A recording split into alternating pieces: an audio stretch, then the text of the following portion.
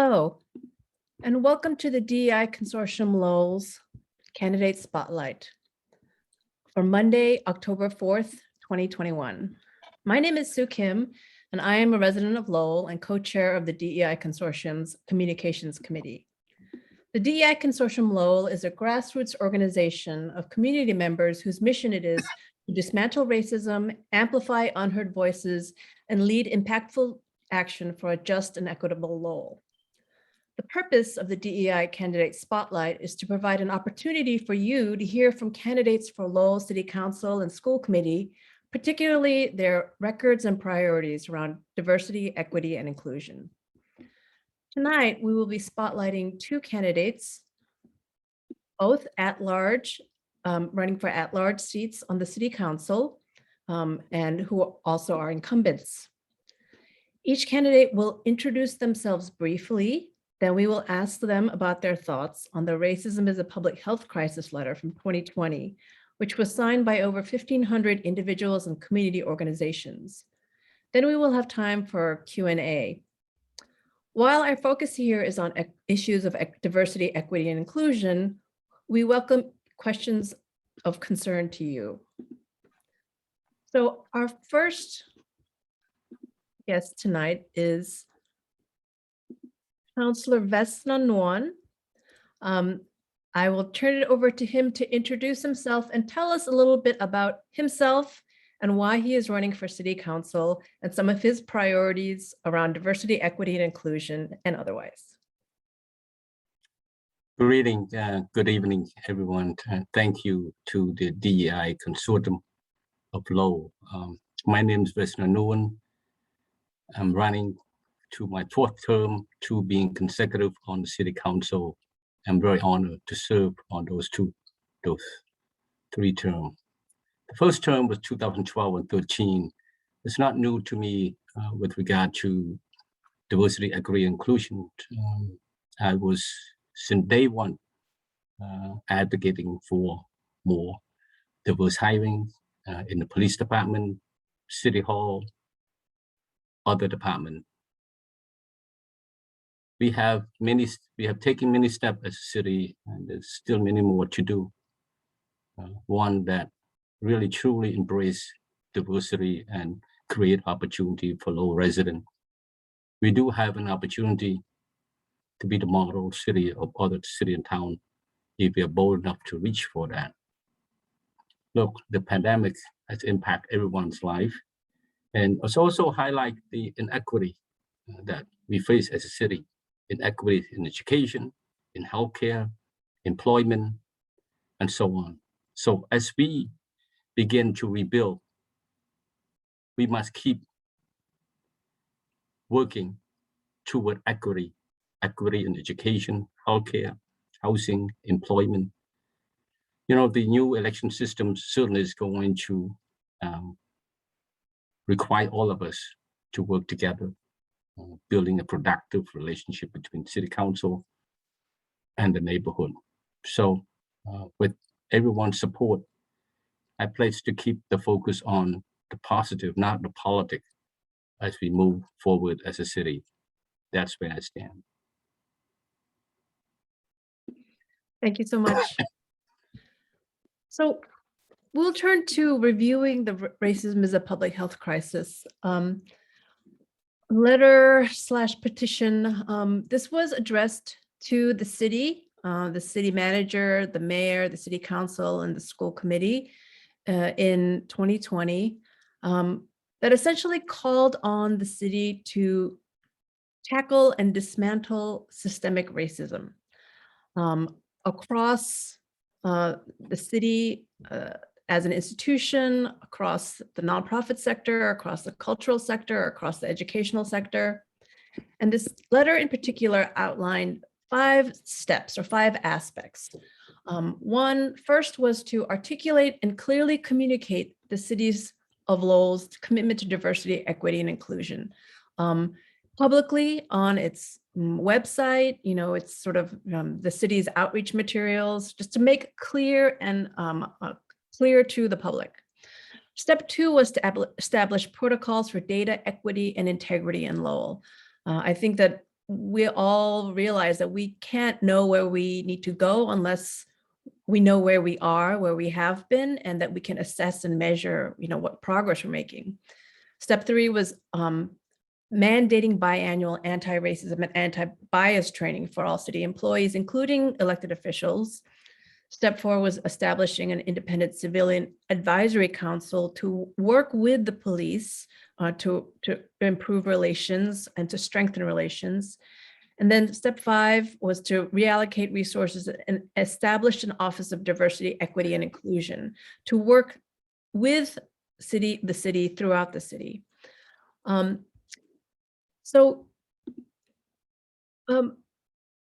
You were involved in particularly, the city council's discussions on, this declaration. I would love to hear your thoughts on where the city has come and where the city yet has to go. I think that, there has been some progress made, but, where you see in particular areas that the city has to improve. Look, the motion on the declaration of seeing racism and public health crisis came about after the listening session that took place, and also a rally day of the council meeting, right? Minority residents told their story of discrimination, right? Leader of nonprofit also who served those community gave an example that spoke to the truth of those story, right? And I vote for that. And guess what? I was on the receiving end of discrimination myself, if you remember, a decade ago. Just talking about it, and it's not going to do anything. I stood up for it. I spoke up for it. I know by speaking up and standing up, I'm going to have a mark on my back, which I do till this day. Like some of you, the audience, remember the election, how it came about now. It takes serious, it take commitment, it take people like some of you back there who stood up, who put your name out there and said, heck with it. I'm going to stand up for this. I'm going to speak up for this. I want change. And that's what took place with the new election system now. And this is going to bring more civic and more citizen participation going down the road. It's not going to be perfect. It's going to hiccup. It's going to be a hiccup. But you know what? It's make us stronger. Dismantle systematic racism. It's not difficult. It's very uncomfortable for a lot of the people. A lot of the people. You know what I mean? A lot of the people. And it costs money and resource. But it has to be done. It has to be done because it makes us stronger, like I said before, and healthier as a city. Yes, the city have done took some step with the Citizen Advisory Council, with the police department. You have to also ask questions. Are they there to just sit there to warm the seat? How much of their input will be received? And how much of those input will be implemented? Going forward, we need to ask those questions. Don't just go warm the seat. Go make change. It has to happen. When I told you that I was on the receiving end of it, came out of it was the sensitivity training, cultural sensitivity training for the police department. It's important. It has to be done in all departments, because that way we can better deal with the diverse population that come before us in each one of the department. It's important. So, and also we have HR audit. You know what? The HR audit report came out, right? It's only just a starting point. It gives us an insight as to, how our past recruitment need to change going forward. Oh yes, we did. We're going to have, a new first DEI officers. That officer will be housed at the manager office, will report to the managers. And we need to have We need to continue to provide input, help to that officers going forward if we want any change at all. The website, city website, it still has a lot of work to do. We come a long way, but still have a lot of work to do. Everything from dismantle racism as a public health crisis to everything else, it takes time. It's not going to take week and month. It may take year, but we have to be there to make sure that happens.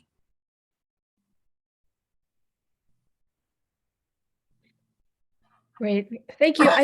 So following up on that, I think one of the challenges, and this is there's no one simple answer to this, but one of the questions that was submitted, for this session for the DEI spotlight, but that is implicit in the HR audit is what can the city do to increase diversity among its employees to represent all residents of the city? And I think for the candidates, right, a specific question is what can specifically the city councilors do, right? Like what can you as a city councilor do, say if you were to be elected for the next term, to help push along some of the things, like basically what needs to be done, and what can you as a city councilor do to push along some of the things that need to be done to increase diversity among the hiring in Lowell City employees? Yeah, there's no secret that the workforce in the city of Lowell does not reflect the population that we serve. And there's no secret that, when we have a diversity across department, and that's going to give us broader and more creative solution to the challenge that we face. I give you an example of the police department. Police department need to do more of workshop around, because you can't hire someone off the street. You have to take civil service exam. And someone need to help some of those young people through workshop, tutorial. Maybe once a year is not enough. Twice a year may not be enough either. Maybe a couple times a year. And also even with that workshop, have tutorial session to help them take the exam. Maybe take someone who from working in conjunction with university or middle secondary college to get those help. And remember that you're not going to see the number in the next couple of years, because the number now, when you have 200 something officers, it's only less than a dozen as Asian American, okay? So, and 2/3 of the population in the city of Lowell is Asian American, okay? It's going to take time, but I know that the department is doing something now. They start doing some workshop. We need to make sure that through the Citizen Advisory Council, suggest that maybe that workshop need to be double. Maybe there ought to be tutorial, making sure that happen, and using all the medium to try to promote those workshops to get people to attend. That's just one example for you, and that's what we need to make sure. We need to have a measure, short and long term, and how we're going to go there. And I think I hope that the DEI officers with the HR will work with the department, not just the police. I just give an example. It's nothing to do with not just police, fire department, and every other department, because it's important. It's because you're having a diverse workforce. Diversity across the department help the city to respond to citizens in a more culturally appropriate and sensitive way. There's no question about it. And make people like this is their point of connection, right? Representation in the city government. It's important. Right. I mean, you've submitted requests for information about the HR, the demographic information about various offices in the city, right? I recall motions. Has the city been able to generate more systematic reports about, that was, I guess, the HR audit? That was recently, but back in 2012 and 13, I asked for a report and I saw the report, and I asked for what need to be done, what was done and stuff. And you know what, one term is not going to do you justice, to get all those report and information. And and also you're talking about the hiring, right? You also have to look at the board and commission that in the city of Lowell. I've been with this manager. What we've been doing was that, look, a lot of board and commissioner, they stay on, keep on staying on. There's no term limit, right? So what you try to do is like, okay, look, I want this done soon as possible. So why don't we create an alternate member or an associate member? So like a pipeline. Okay, you spoke of earlier about pipeline in the employment, pipeline in the board and commission. It's also helped two things: not only the pipeline to get from associated to board member, but also in case the active board member, the voting board member absent, you have a quorum. You see, you have a quorum. You don't have to continue that hearing, right, or that meeting. So those are the two things that's been happening, but more need to be done, and maybe we need to add a couple more, and maybe those board and commission that's not having associate or alternate need to happen. So those are some of the things that going forward we need to do that. And you hope that I hope, I'm hopeful that the next council will push it along further. I think that's a very important point. I mean, that you've made a couple of times now, that the systemic change takes sustained effort, right? And that it takes time, and that we have to keep pushing, that it takes sustained effort over time, and that, one term isn't going to fix things, but that we have to keep the momentum going. And that's why systemic change is systemic, because it's about the system. True. Yeah. So shifting gears to another question that's also related to equity and diversity equity is about housing. So this is something that it affects a lot of people, but disproportionately, BIPOC people, Black, Indigenous people of color. So for example, the Community Teamwork Incorporated, CTI, they do an annual community needs assessment.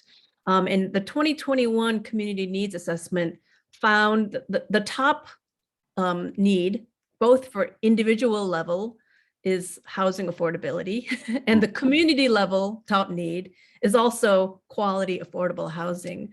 And we have gotten many questions essentially around the theme of what can Lowell do, or what should Lowell do to address the lack of affordable housing in the city, to ensure that long-term residents are not pushed out by gentrification, right? So housing is, as you know, it's a complicated issue, right? That we need affordable housing, right?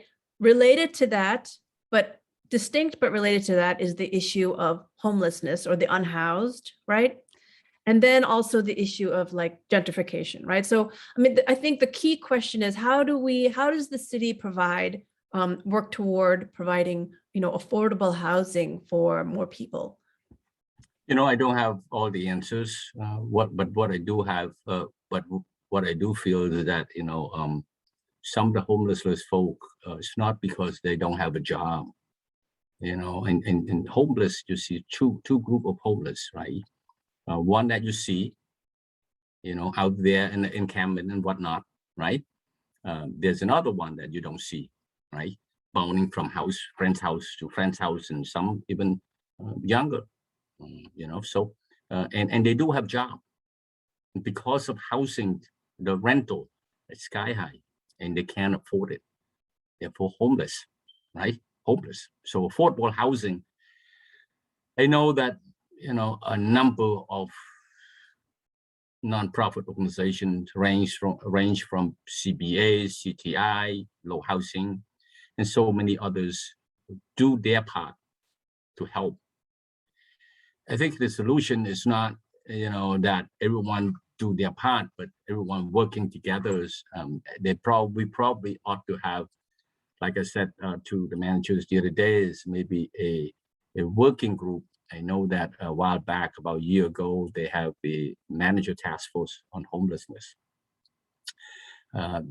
What came out of there was the Housing First initiative, because in the past the approach is that if you have detox, you go detox first, right? Or you have mental health, get mental health first before you get housing. So now you don't ask those questions. There's no criteria. So you have, they come in. This place has to be a wraparound kind of service, right? You come into housing, you get treated. If you have detox, get detox treatment. You have mental health, getting that. And the other component of it is that we don't see it yet, and we need to work toward it, is employment, so that this is a wraparound kind of service, and that we need to work on. I know the managers have the homeless coordinator, but it's not the same as housing, affordable housing. We are partner with, we're working with like Wind Development and a big company that coming in building Hampton Canal District. When they start to build housing, we said, okay, portion of this has to be, affordable housing, stuff like that. So I do not have the answers to it, Sue. I know that expert like Youngshu, Karen from CTI, those guys, or even Hello Housing Authority, those guys who are the expert, and the city need to work with them. While if they do it individually, the city need to work with them and give them hand, not stop their progress, so to speak. We need to work with those agencies because they are a good partner and help us in making sure that we can build affordable housing for people. Even with that, we still have a long way to go. So I have a lot to learn, and are willing to listen, when that time comes. Great, thank you so much.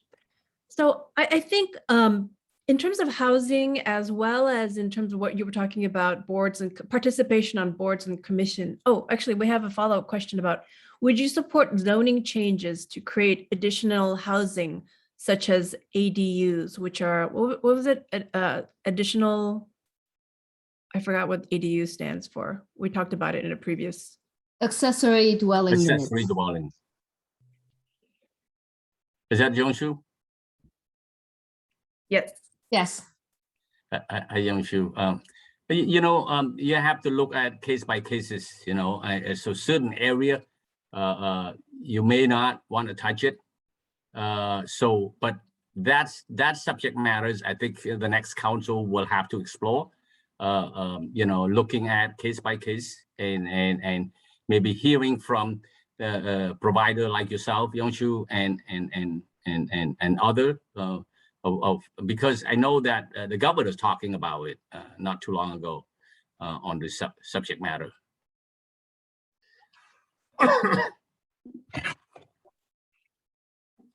And if I may add, and it's I think it was talked about on a report that provided to the council not too long ago.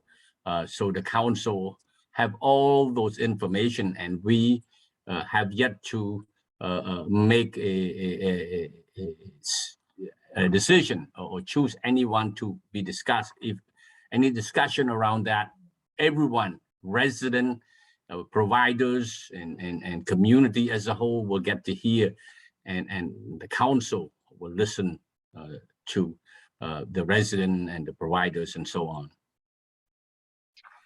Thank you.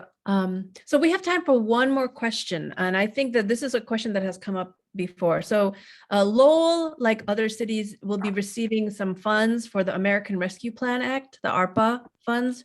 And what are your thoughts, not only about what the city should use the funds on, but the process the city should use to sort of decide how those funds should be used? And that's why the city, the council have directed the manager, and we are in the process of hiring the ARPA a coordinator or persons to get out there, listen. I would suggest again, do a listening session, hearing from resident nonprofit providers, and for-profit providers, as to how should we, what are the needs, and how are we going to disperse those money, and also monitor, making sure that those money, because it's federal dollar, so making sure that those money used the way it should be used. There are certain portion of those money, $76 million portion of those money will go into a reimburse or a revenue loss and doing a sewer, water and sewer improvement and others.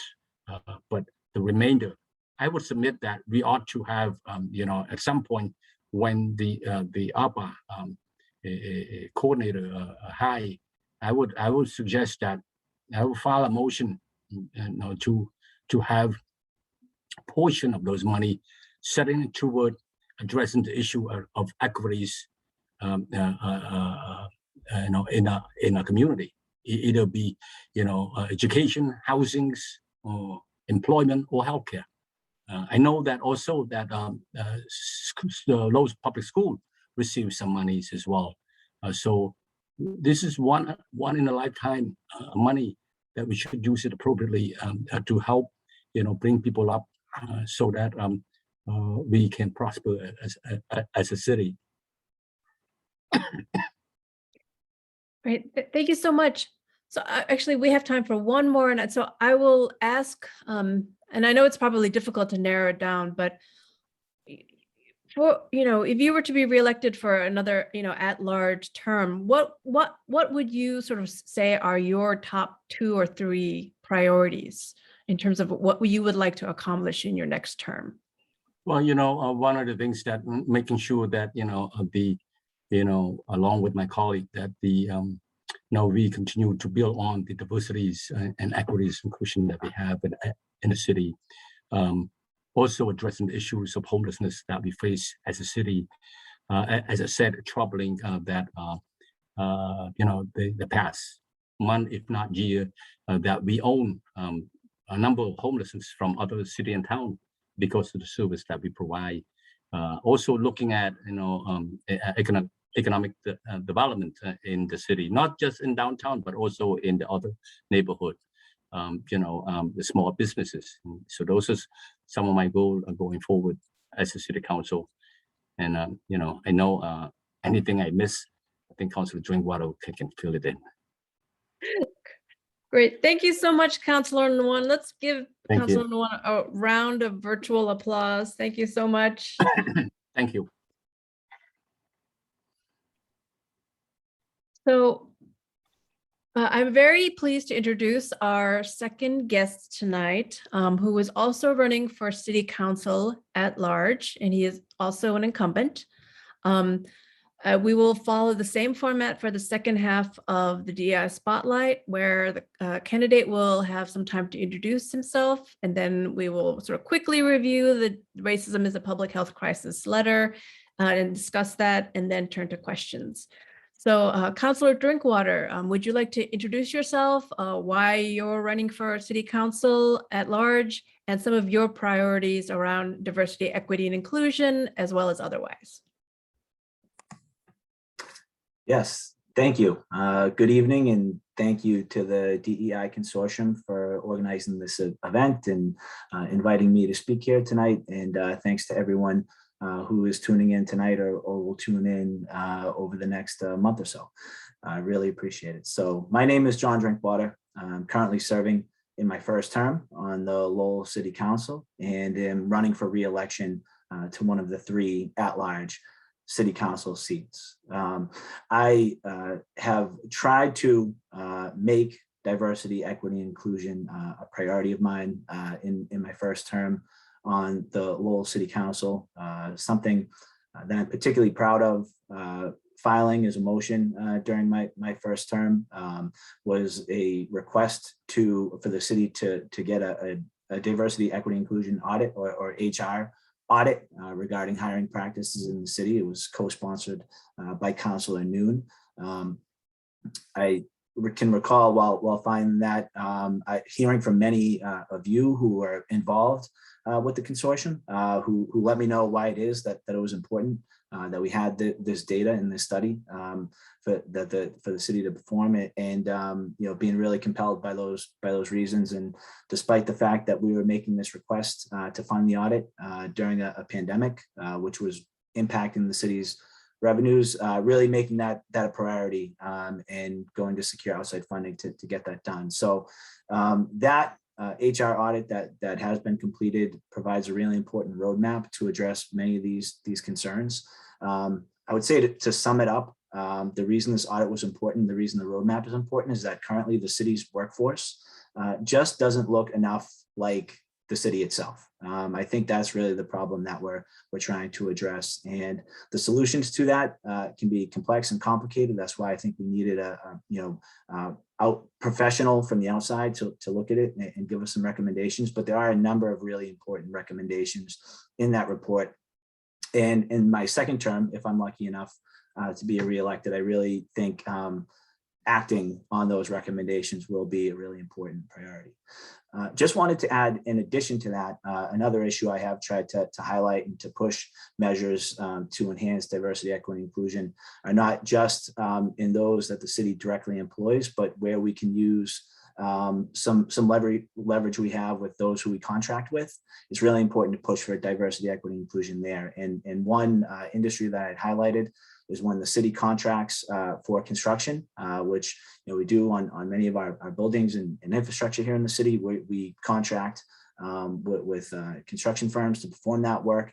And much like the state has hiring goals for both women and people of color on state-funded construction projects, to make sure that we're fostering a diverse and inclusive workforce in construction, I believe we should be doing the same on city-funded construction projects, which currently don't have a similar requirement to that by the state. So that was something I filed in the form of a motion to put that into city ordinance. The motion actually passed with unanimous support, and I'm hoping that is something that can be implemented moving forward, and something I'll be sure to be pushing on if lucky enough to be reelected. Great. Thank you so much, Councilor Drinkwater. So we will turn to very briefly, let me actually share the screen. I won't spend a lot of time on this because we did this earlier in the show, but again, the racism is a public health crisis. It was a letter to the city in 2020 to essentially dismantle systemic racism. And there were 5 aspects, not chronological steps, but sort of areas to focus on that the letter outlined, which included more clearly articulating and communicating the city's commitment to diversity, equity, and inclusion,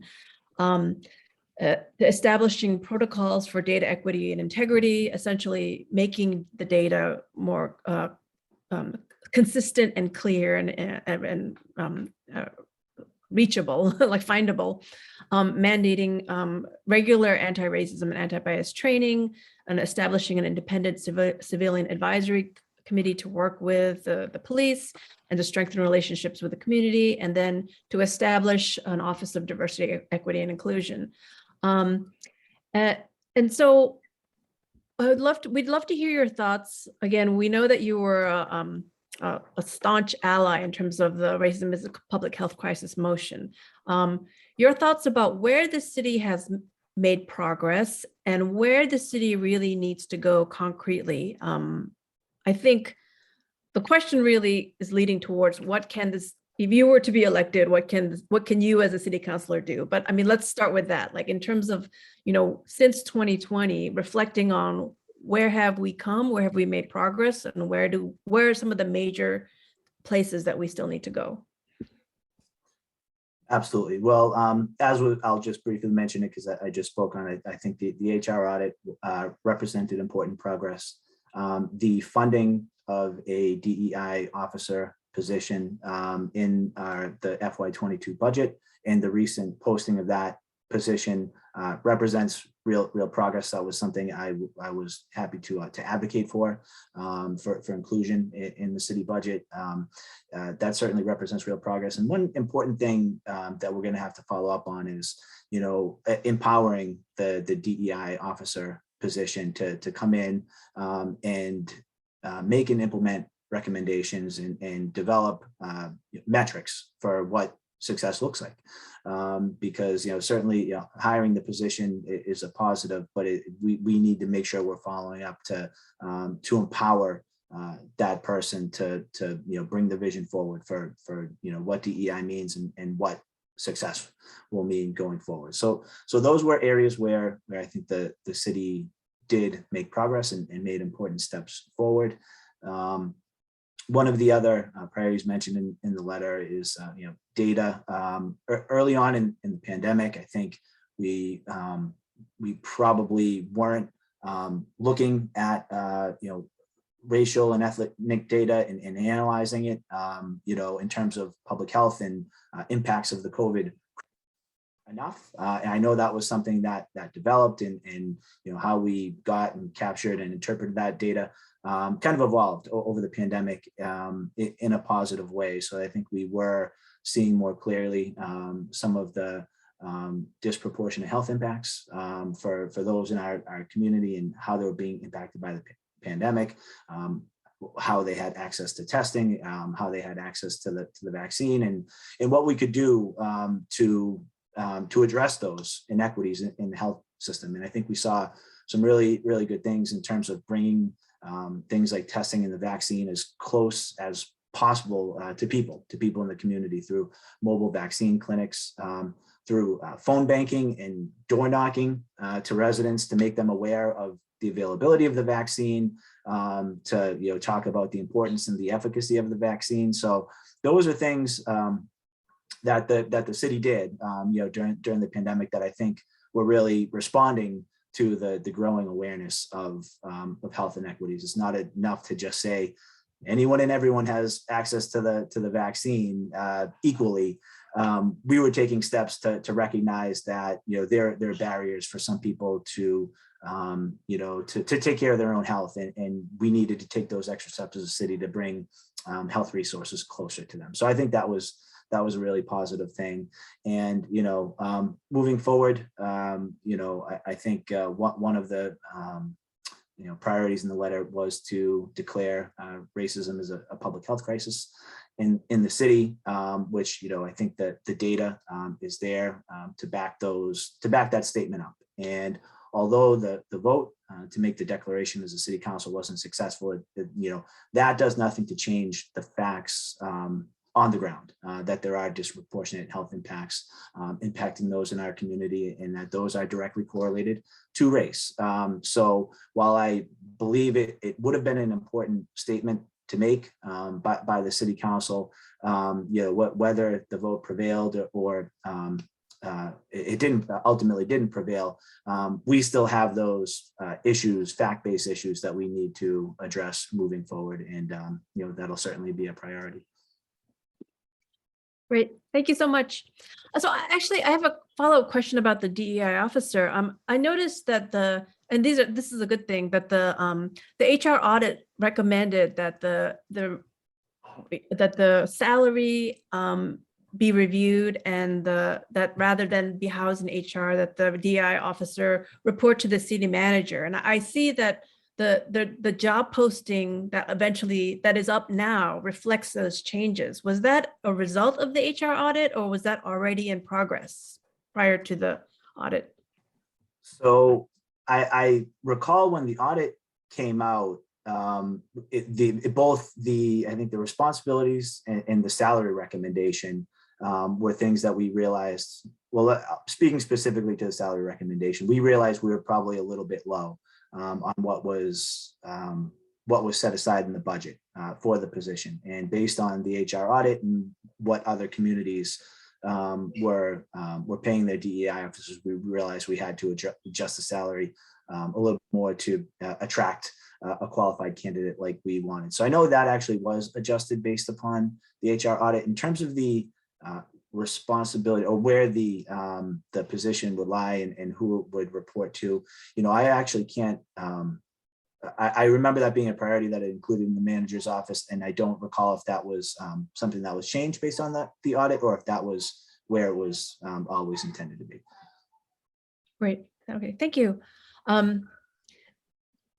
So another question that has come up a lot, and I'm sure that you've heard about this too, and this is related to the systemic inequities. This is the one around housing, right? This is something that I'll reiterate what I said earlier in the program, that the Community Teamwork Incorporated, a local nonprofit, does a community serving organization does an annual community needs assessment, and in 2021 they found that the individual level need, the top need for among individual level needs, and the top needs for community level are both affordable quality housing, right? And so I guess the question is, the question is complex, but the essential question is, what can the city do? Particularly, what can the city council and what can you as a city councilor, if you are reelected, do to address the lack of affordable housing in the city? For example, ensuring that longtime residents are not pushed out by gentrification. Related to the question of affordable housing, distinct but also interrelated is the question of homelessness, right, or the unhoused, right? These are questions. I think quality, affordable housing access is something that's pressing, to particularly underrepresented communities, but a lot of people. Absolutely. I happen to believe that housing is probably one of, if not the most pressing issue facing our city, because of all it impacts everybody in a number of different ways. And one statistic that I think really drives us home is that in the city of Lowell, 60% of our residents here in the city are renters. And so more than half of the city, well over the half of the city, are renters. And if you take all renters, 55%, so more than half of all renters, are cost burdened, meaning they're spending more than 30% of their household income on housing. And many of those, are actually spending more than half of their household income just on their housing expenses. So think of working, half of every month just to cover your housing, and then the next 2 weeks of the month to cover all your other expenses. It's really an untenable situation. And one of the other statistics that sticks out to me in the CTI needs assessment is that 49% of the survey respondents to the community teamwork needs assessment don't even have $500 set aside. That's a family being right on the brink of an unexpected expense, medical expense, or the loss of a job. That will potentially drive them to homelessness, to losing their housing altogether, which gets at that other issue. So one thing that I believe the city council can do to address this issue is help to facilitate the production of more housing. We're just not producing enough housing as a city to keep up with population growth. The Metropolitan Area Planning Council recommends that we should be producing about 300 units of new housing every year to keep up with our population growth.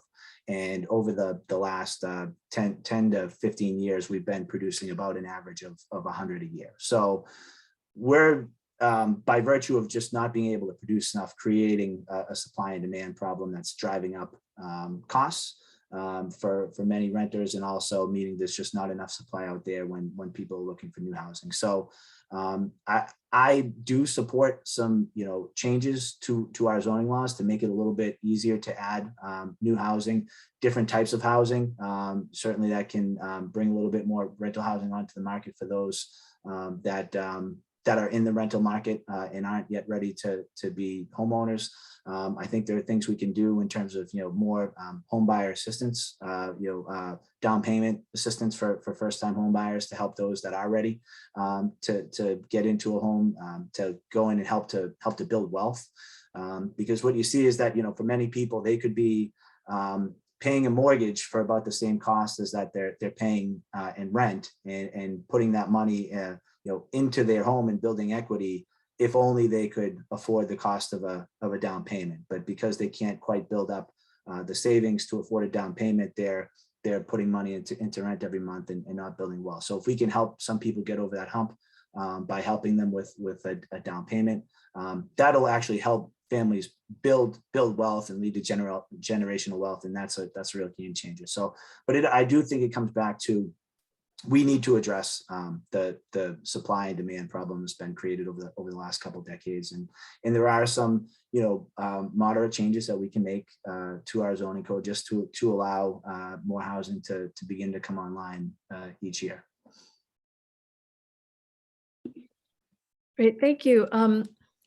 So we have a question from some of the attendees. So the next question is, the city should make improving transit a priority. So the zoning requirement on parking spaces can be relaxed. What are your sort of thoughts or priorities around improving transit in the city, particularly public transit, to ease or congestion and, the crunch around, particularly in certain bottleneck areas, but what can the city do better in terms of public transportation? Yeah, I agree that public transit is certainly really important for the city. It's a difficult one to solve from a city perspective because the regional transit authorities are funded at the state level. They're funded through the state budget. So in that funding really hasn't really been keeping up with the need to be able to add additional routes. I know many of the routes on regional transit don't necessarily serve the actual everyday needs of people, so it's not utilized as much as it could be, and it's difficult because I think each regional transit authority throughout the state could probably does make the case each year to the state legislature that they need additional funding. So it's tough. I think from a transit perspective, one thing I think that the city can do is continue to make improvements in our own transit infrastructure to make the city more pedestrian friendly and bike friendly as well, to take cars off the road. Speed is a problem. I hear this all the time as a city councilor, that speed is a problem, and there are certain things that actually have proven to decrease speeds. Additional adding street parking, narrowing lanes, which you can do by actually adding bike lanes to make bike travel easier. Improving the pedestrian experience. So I think there are things the city can do to make the city more transit oriented, in a number of different ways. But it's when it comes to regional transit, I'd actually be open to solutions for how the city could improve the regional transit system, given the interaction that needs to occur between the actual regional authority itself and the state government which funds it. So definitely a statement I agree with, and open to ways that we can improve the system more. Thank you. Our next question is about sort of overall living experience in Lowell. Murals have been going up in the city, which is very exciting. There have also been calls for more green space. Along those lines, what priorities would you put in place for the overall living experience for the people of Lowell? Yeah, well, I'm glad you mentioned murals. That's actually something that I've been really trying to push here in the city. Had filed a motion earlier in the year that actually led to the passage of a citywide mural ordinance that kind of streamlined the permitting process, and also I think put the word out there that this was something that the city of Lowell was trying to bring in and attract to the city. And the two murals that are now visible, one complete, one nearly complete, both on Market Street, are just visually amazing. And I think are things that can, improve the quality of life. I mean, you can just see based on people's reactions that, it's a form of placemaking. It makes you, happy to be, in the place that you are. It's going to drive, I think, foot traffic downtown and help with economic development downtown. Certainly, if it's expanded, but I think it's just something that has, even for people who are downtown every day, it's just, they're visually appealing, they're inspiring. They were specifically designed to be, representative of diverse cultures we have in Lowell, and specifically to highlight, Afro Latinx culture in the city, and it means a lot to many people here in the city to kind of lift spirits and just make Lowell an enjoyable place to be. So I think that's really important. We need more of that, and I plan to continue to push murals as a way to improve quality of life. Green space is definitely another part of that. We're certainly a small city area wise, so it can be difficult to both address issues of housing production and development, which we certainly need, but the preservation of the existing green space we have, it's an important balance that I think we have to strike. We did adopt the Community Preservation Act, which is something that allows the city to fund projects that both produce affordable housing and preserve or create additional green space. So I think that the balance that the CPA strikes there, both things are really important, particularly for cities, and I think the expansions to the some of the Concord River Greenway and the Riverwalk, which you'll now be able to cross the canal around the area of the auditorium, and expand the amount of the area you can actually walk continuously, are things that we just need to continue to do, because recreation and green space are important to the quality of life. There's been some really important progress, and walking trails, biking trails is something that people really love, and I think there's a lot more we can do to kind of continue those existing trails, whether it's the Concord River Trail or the Riverwalk on either side of the river. Over in Centerville, I think there's really a lot of space where we can kind of improve the quality of the Centerville River path over there along the river, and that's something I'd actually be excited about. People working on that. DIY Lowell is kind of working on ideas to improve that river path, but all things I'm excited to keep working on for quality of life and recreation. Thank you. So I think, so the next question is sort of to return to the racism as a public health crisis topic, I guess. So one of the counter narratives when the racism is a public health crisis motion came up was that opioids are a public health crisis, or homelessness is a public health crisis, right? And these rebuttals are puzzling, right? Because these are not mutually exclusive, right? I mean, part of the point of racism is a public health crisis is that it's not that these other things are not, it's just that, people of color are disproportionately affected in these cases. But so I guess, in the spirit of, addressing all of these public health crises, right? We've talked a little bit about sort of housing, right? But what about the opioid crisis, right? I mean, these are things that are sort of tied together, like quality of life, housing. But what can we do, particularly knowing that in the city of Lowell, one of our strengths is that we provide a lot of services, right? But it's not really, I guess you would call it the other side of the coin is that then, other cities send the people who need help to us, right? And I'm glad that we can help them, but we also sometimes as a city, we don't know how to really handle it. So I guess the question is, what can the city of Lowell do really to help, systematically combat the opioid crisis?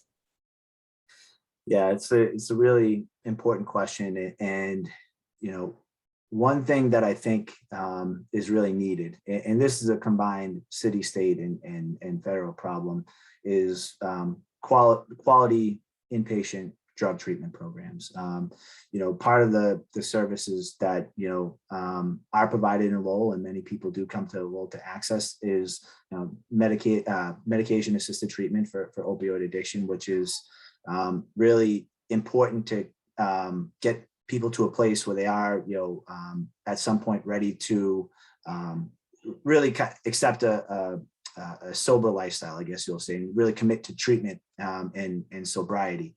And medication assisted treatment is really important, I think, bridge to get there. But I think one thing we haven't really been investing enough in is the actual treatment to get people on a path to that sober lifestyle and learning how to live a life of sobriety after suffering from the disease of addiction. I think one of the reasons in the sort of issue of homelessness that comes up is many of the people who we see every day, people living in camps who are suffering from addiction. There isn't enough inpatient treatment beds to be able to address the problem.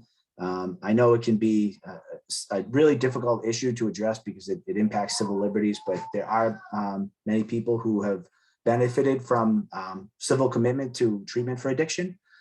It's an important piece of the puzzle when someone is essentially a danger to themselves, a danger of overdose death, and they may have even oftentimes family who can't get them to voluntarily commit to treatment, but is willing to advocate for their civil commitment.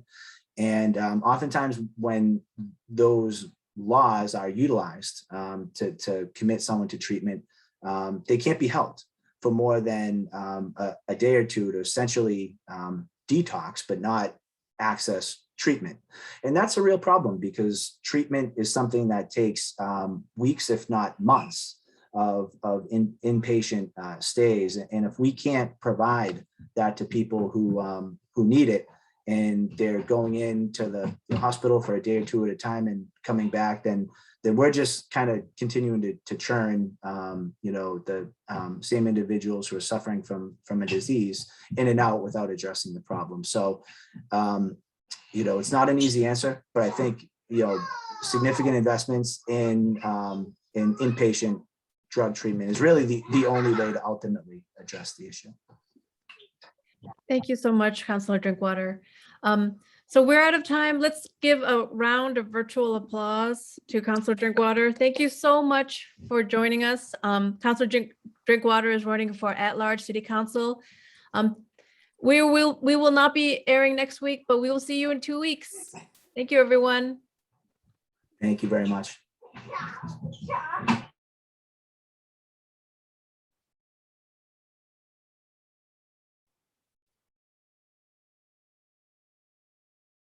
Thank you, everybody. Thanks, Steve. Good night.